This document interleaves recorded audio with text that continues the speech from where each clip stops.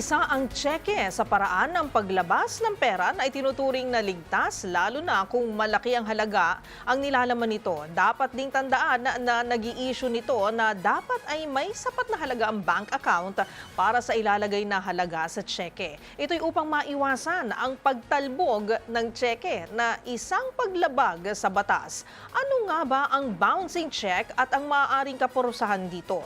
Alamin sa report ni Dustin Bayog.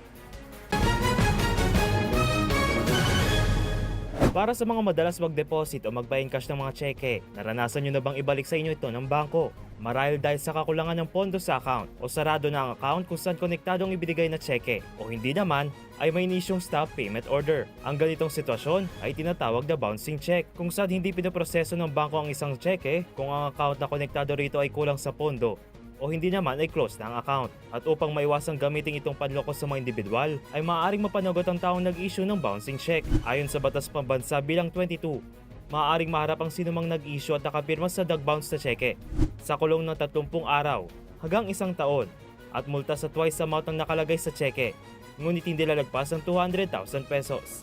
Maaari ring ipatawan dalawang kaparusahan na nakadepende sa magiging desisyon ng korte. Kaya kung mayroon pa kayo nakitang ipinagbabawal na akto o mayroon kayong reklamo, itag nyo kami sa DZRH. Hoy! Bawal yan!